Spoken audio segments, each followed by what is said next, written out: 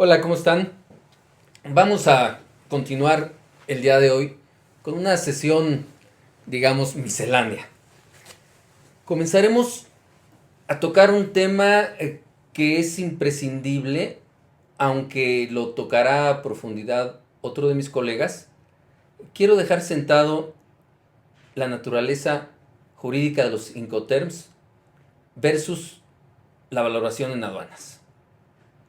El artículo 8 del acuerdo para la aplicación del artículo séptimo del GATT, valor de transacción, en su párrafo segundo nos dice que en la elaboración de su legislación, cada miembro dispondrá que se incluya en el valor en aduana o se excluya del mismo la totalidad o una parte de los elementos siguientes. A. Los gastos de transporte de las mercancías importadas hasta el puerto o lugar de importación. B. Los gastos de carga, descarga y manipulación ocasionados por el transporte de las mercancías importadas hasta el puerto o lugar de importación. Y C. El costo del seguro. Como podrán ver, cuando ustedes estudien los Incoterms a profundidad, la cita que hace el acuerdo para la aplicación del artículo séptimo del GATT se refiere a solo uno de los aspectos de los Incoterms, que es el lugar de entrega y los costos asociados a esta entrega, y no a quien corre con ellos. Además, no hace una mención específica a ningún Incoterm, a ninguna versión de Incoterms, ni mucho menos. En ese sentido, podemos decir que los Incoterms en relación con el valor en aduanas son lo que conocemos como soft law y no hard law. Si bien una vez aplicados los Incoterms son vinculantes para las partes, esta vinculación no tiene repercusión en el valor en aduanas per se, mientras no se adapte precisamente a los términos que acabamos de mencionar. En otras palabras, sí podemos partir de un Incoterm para llegar a un valor en aduanas sin que sea indispensable contar con el Incoterm, pero sobre todo sin que el Incoterm sea vinculante para los estados que firman el acuerdo para la aplicación del artículo séptimo del GATT. Son meras referencias y no lo son ni siquiera directas, sino indirectas a través del acuerdo de voluntades pasado por el importador y el exportador. Dicho esto, dejo para el colega que va a profundizar en el tema cómo es que los Incoterms se analizan para arribar a un valor en aduanas. Paso a otro tema, el tema del origen.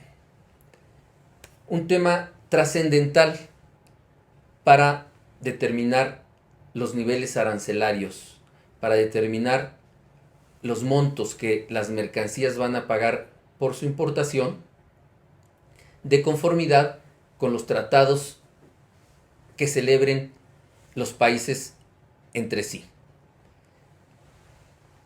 No hay un acuerdo internacional, no hay un tratado internacional sobre el origen, precisamente porque se deja a los intereses de los países que negocian tratados bilaterales o multilaterales el definir las reglas específicas de origen en función de sus intereses económicos, industriales, comerciales, incluso estratégicos. Lo que existe son criterios generales de origen. ¿Cuáles son ellos? Fundamentalmente dos, que son el salto arancelario, que significa que una mercancía que antes de su transformación se clasifica en una posición arancelaria y después de la transformación en el país que pretende darle origen, cambia de posición arancelaria. Esa es la forma más sencilla de determinar que una mercancía ha adquirido origen, el que cambie de posición arancelaria. La otra gran regla es la regla de valor incorporado. Cada país, en su negociación con otro, definirá si el 50, el 60, el 40, el 30 es totalmente convencional.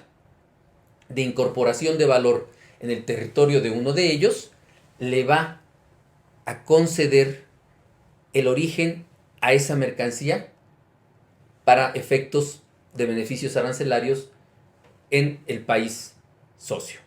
Así tenemos el caso del Tratado de Libre Comercio de América del Norte, en el que la regla general, sin entrar a detalles, es del 50%, y una vez que se acredita que el valor que se agregó en uno de los países partes alcanza ese monto, adquiere el origen.